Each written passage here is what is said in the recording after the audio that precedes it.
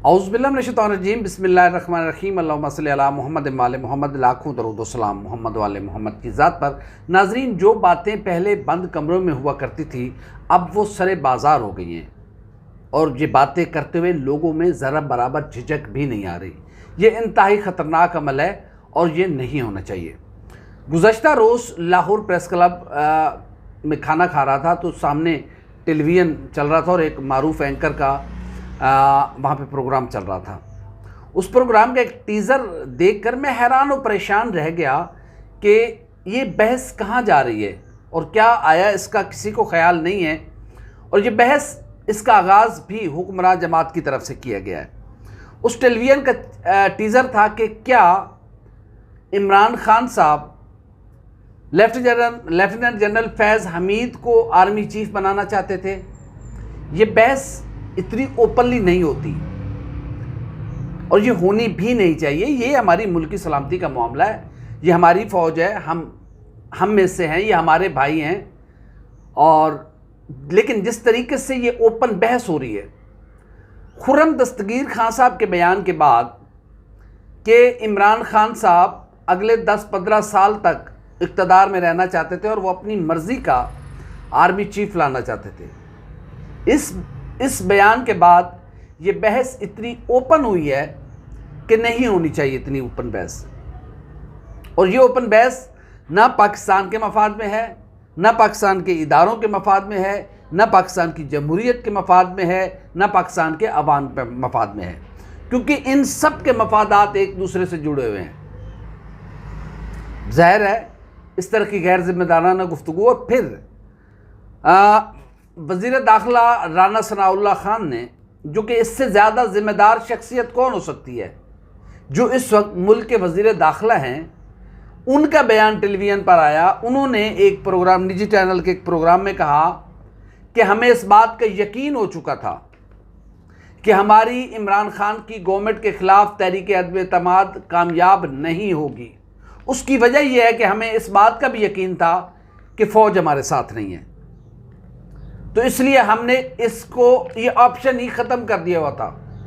लेकिन आसिफ जरदारी ने हमें यकीन दिलाया कि मेरी बात हो गई है, ये बात मुझ पे छोड़ दे, मैं इमरान खान की गवर्नमेंट को घर भेज लूँगा। और फिर वही हुआ, इमरान खान साहब की गवर्नमेंट चली गई। इवन शहबाज शरीफ साहब, इवन शाहिद खाकान अब्बासी साहब, एहसन इकबाल साहब, मुस्लिम लीग नून की टॉप लीडरशिप ये कह चुकी है कि तहरीक अदम-ए-एतमाद के हक़ में हम नहीं हैं। उसकी वजह यह है कि ये फ़ौज की हिमायत के बगैर कामयाब नहीं हो सकती और फ़ौज इस वक्त हमारे साथ है नहीं। फिर ऐसा क्या हुआ कि रातों रात जब इस तरह की चेंजेस आएंगे तो लोगों में शकूक व शुबहात पैदा होंगे, फिर इस तरह की बातें होंगी। अब पाकिस्तान के मुक़्तदर इदारों को भी, ताकतवर क़ुव्वतों को भी ये सोचना होगा कि जो प्रैक्टिस हम पिछले 72-73 साल से करते आ रहे हैं आज भी वही कर रहे हैं। भाई ज़माना चेंज हो गया है, वो दुनिया पहले वाली नहीं रही, अब ई वर्ल्ड हो गया है। एक क्लिक पे, मोबाइल के एक क्लिक पे पूरी दुनिया आपकी नज़रों के सामने आ जाती है। और फिर ये इतना एडवांस दौर है कि एक क्लिक पे एक खबर पूरी दुनिया में, जंगल की आग तो कुछ भी नहीं है, उसकी स्पीड से करोड़ों स्पीड से वो खबर जो है वो दुनिया में फैल जाती है। तो हमें ऐसे में अपना तरीक़ाकार थोड़ा तब्दील करना होगा। पाकिस्तान इस वक्त जिन मुश्किल तरीन हालात में घिरा खड़ा है, इसके बहुत लोग रिस्पॉन्सिबल हैं। वो सब जानते हैं, वो खुद भी जानते हैं, मे बी कि वो रियलाइज़ भी करते हो इस बात को कि हमने चलते फूलते आगे बढ़ते पाकिस्तान को कहाँ से कहाँ पहुँचा दिया है। शायद उनकी ज़िद और अना आड़े आ रही है कि इसलिए वो इसका ओपनली एतराफ़ नहीं करते। ठीक है, आपको चीन से $2 अरब मिल गए, लेकिन ये कब तक चलेगा? कल ये पैसे आप खा के बैठ जाएंगे, हालांकि ये खा नहीं सकते आप। उसकी वजह यह है कि ये डिपॉजिट्स हैं, ये आपने वापस करना है। सिर्फ आपकी इकॉनमी को हल्का सा बूस्ट देने के लिए, उसको गिरती हुई को सहारा देने के लिए ये सारी चीज़ें की गई हैं। फिर आपने जितने नए टैक्सेस लगाए हैं ये गरीब का घर बनना भी अब मुश्किल हो गया है। अब तो गरीब घर बना ही नहीं सकता। मेरे ख्याल में सारे ताकतवर लोगों ने ये सोच लिया है कि इस मुल्क से गरीब को ख़त्म किया जाए, जबकि ये ताकतवर लोग ये बात सुन लें कि उनका पाकिस्तान में कुछ नहीं, उनके बच्चे बाहर हैं, उनकी जायदादें बाहर हैं, सिर्फ गरीब इस मुल्क में रहता है और ये गरीब का मुल्क है। गरीब आज भी अपनी इस धरती मां पर कट मरने के लिए तैयार है। तो आपके महल्लात का क्या फायदा? जब गरीब नहीं होगा तो आपके महल्लात की तरफ कोई थूकेगा ही नहीं। आपके महल्लात की कदर व मंजिलत है गरीब की वजह से। जब एक झोंपड़ी में सोने वाले को आप देखते हैं तो फिर आपको अपना महल याद आता है। जब आपको झोंपड़ी नजर आएगी तो आपके महल की कदर व कीमत क्या होगी? वो तो टके से भी कम होगी। तो जब गरीब है तो आपके महल्लात, ये आपकी जाहो जलाल, ये शान शौकत, वगरना कोई देखने वाला ही नहीं होगा आपकी तरफ। क्या करोगे उस इमारत को, गरीब को मार के क्या करोगे? इस वक्त गरीब को जितना जलील और रुस्वा किया जा रहा है, शायद तारीख में ऐसा नहीं होता। मैं इंतहाई माजरत के साथ, वो यूटिलिटी स्टोर पे जाता है, उससे शनाख्ती कार्ड पूछा जाता है कि शनाख्ती कार्ड दो, तुमने चीनी और घी लेना है, शनाख्ती कार्ड दो। वो अपना शनाख्ती कार्ड देता है तो उससे कहा जाता है कि अपना सेल नंबर, मोबाइल दो। वो कहता है मेरे पास मोबाइल तो है ही नहीं, जाओ निकलो तुम यहाँ से, तुम्हें आटा ही नहीं मिल सकता, चीनी नहीं मिल सकती, घी नहीं मिल सकता। ये क्या तर्ज हुक्मरानी है? आपने तो आसमान और ज़मीन की कलाबें मिला दी थी जब पिछले रमज़ानुल मुबारक में लोगों को शनाख्ती कार्ड दिखाकर 2-2 किलो चीनी दी गई थी। किसने प्रेस कॉन्फ्रेंस नहीं की उस पर? अब आप क्यों सो रहे हैं भाई? मोबाइल नंबर किस चक्कर में आप मांगे? किसी के पास नहीं है मोबाइल नंबर। आज भी पाकिस्तान में ऐसे लोग मौजूद हैं जिनके पास मोबाइल नहीं है। अगर उसके पास मोबाइल नहीं है तो वो क्या करे?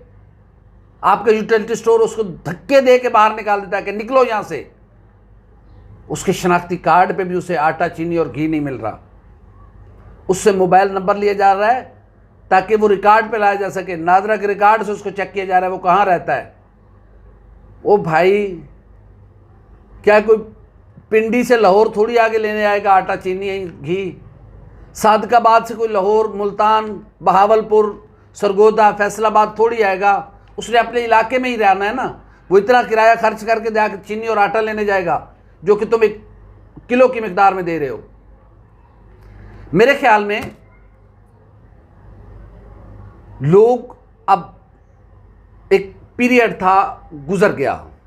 ये खुदा का कानून है कि हमेशा कोई चीज़ नहीं है, हर चीज़ का एक वक्त मुअय्यन है, उसके बाद उसने चेंज होना होता है।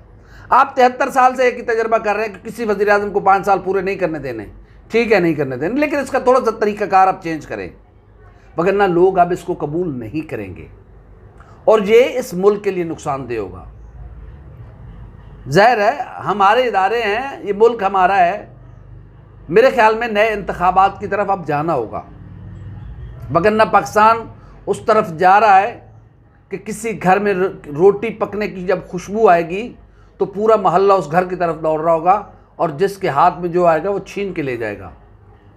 न तुम्हारे महल्लात महफूज रहेंगे, न उसके बाहर खड़ी हुई सिक्योरिटी तुम्हारे महल्लात को बचा पाएगी, क्योंकि भूख तहजीब नहीं जानती, भूख अखलाकियात से आ रही होती है। मेरे ख्याल में बहुत हो गया आपकी ज़िद। ठीक है, आपने पूरी कर ली ना, कितनी करनी है, बस करें ना। ये 22 करोड़ जिंदा लोगों का मुल्क है। इस मुल्क में नए इंतखाबात की तरफ जाना होगा आपको, और वाहिद हल ही नए इंतखाबात है। क्रैश कर गई ना स्टॉक मार्केट। कल के दिन में 87 रुपीज़ सफ़ेद चने 1 केजी में इजाफा हुआ है, यानी कि 300 रुपये केजी सफ़ेद चना मिल रहा है। 200 रुपये से कम कोई दाल है ही नहीं। भाई गरीब को कहाँ पहुँचाना है आपने? फिर नए टैक्सेस लगा दिए। क्या कोई अमीर सरमाएदार घर जेब से देता है? अब जो सीमेंट बनाता है तो क्या वो नुकसान पे बेचेगा? उसने गरीब की जेब से लेना है, और गरीब को अपने इस नैज पे पहुँचा दिया कि वो अपना घर ही नहीं बना सकता। सरिया आपने महंगा कर दिया, कंस्ट्रक्शन आप अब रुक जाएगी। जो गरीब को दिहाड़ी लगा रहा था राज मिस्त्री के खिलाफ, वो उससे भी गया। भाई इस मुल्क को कहां ले जाना चाहते हो अमीर लोगों? 150 तुम्हारी औकात है, 150 लोग हो तुम। 150 लोगों का, ये 22 करोड़ लोगों को खत्म करके सिर्फ 2, 2,500, 4,000, 5,000, 10,000 या 1 लाख लोगों इस मुल्क में राज करेंगे? करो भाई, मुकाओ गरीब को। फिर तुम तो खानदानी अमीर हो। जो नए नए अमीर हुए हैं वो क्या करेंगे? वो फिर बाहर चले जाएंगे। समझ गए होंगे सारे लोग नए नए अमीर होगा। भाई बस करो, ना करो प्लीज, इस मुल्क को चलने दो। ये मुल्क जन्नत है, मिसले जन्नत है ये मुल्क। और फिर मैं अपने प्रोग्राम में, मैं तो इसको इबादत समझता हूँ, हर प्रोग्राम में इस बात को कोट करना कि वतन से मोहब्बत ईमान की ऐन निशानी है। ये वतन आपका भी है, ये वतन हमारा भी है। जाए ना कोई जाके पूछे इंडिया के लोगों से आज़ादी की क्या कीमत होती है, आज़ादी होती क्या है। वो बेचारे मुसलमान इंडिया में जो ना नमाज पढ़ सकते हैं, ना रोज़ा रख सकते हैं, ना उनकी इज़्ज़तें महफूज हैं, ना उनका माल और दौलत महफूज है, कुछ महफूज नहीं है। इंतहा पसंद हिंदुओं के सामने शुक्र अदा किया करो कि अपनी नींद सोते हो, अपनी नींद उठते हो, अपने अकायद के मुताबिक आज़ादी के साथ यहाँ पर अपनी इबादत आप सर अंजाम दे रहे हैं। तो इससे बड़ी क्या आज़ादी की आज़ादी क्या होगी? नेमत है खुदावंद के करीम की। मेरे ख्याल में गरीब को ख़त्म करने का जो आपका मंसूबा है ये कामयाब नहीं होगा। फिर जिस दिन गरीब जागा ना, गरीब तुम्हारी ताकत को ऐसे मसल के फेंक देगा। औकात नहीं है तुम्हारी गरीब के सामने।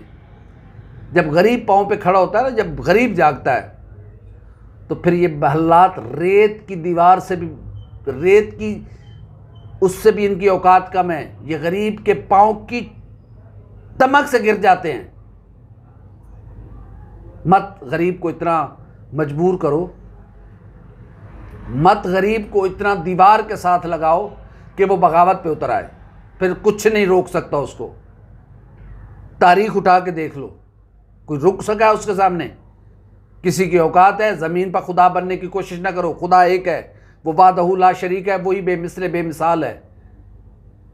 वही है जो जिसकी सारी कायनात में जिसकी बादशाहत है, और वो जिसे चाहे वो ज़मीन पर इक़्तिदार बख्शता है। वो इक़्तिदार कभी इबादत का सिला होता है, तो कभी इम्तहान होता है, और कभी तुम्हारी पकड़ का ज़रिया भी होता है। खुदा मत बनो, खुदा एक ही है। खुदा मत बनो। तुम्हारे लहजे, तुम्हारी अदाएं, तुम ज़मीन पे खुदा बनने की कोशिश कर रहे हो। खुदा मत बनो, वरना वो खुदा जलील और रुस्वा करके रख देता है इंसान को। जो अपनी हद से बाहर निकलता है वो फिर अज़ाब इलाही का शिकार होता है। इस मुल्क को, इमरान खान साहब, आपको भी अपनी ज़िद और अना का नतीजा नहीं बनाना चाहिए। बस करें।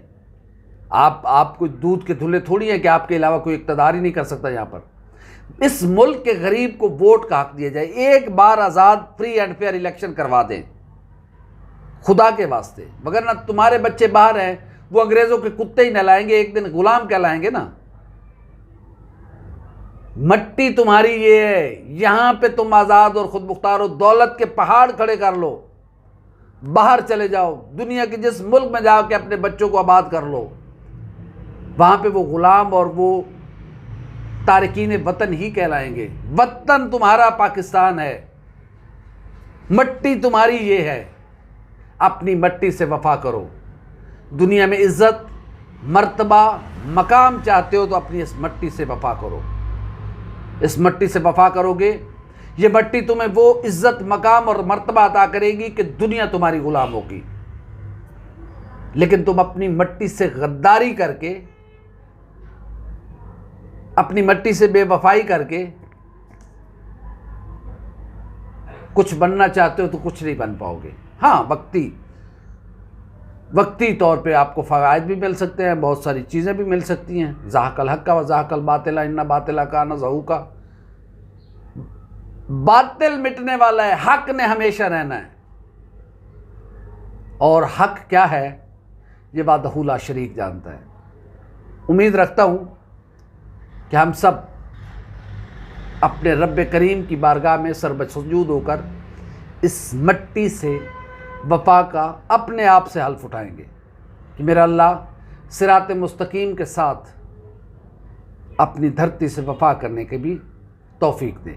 हमारी वीडियो आपको कैसी लगी? लाइक करें, कमेंट करें, सब्सक्राइब करें, बेल आइकन के बटन को दबाएं ताकि अंदर जो भी हमारी वीडियो है वो सबसे पहले आप तक पहुँचे। अल्लाह हाफ़िज़।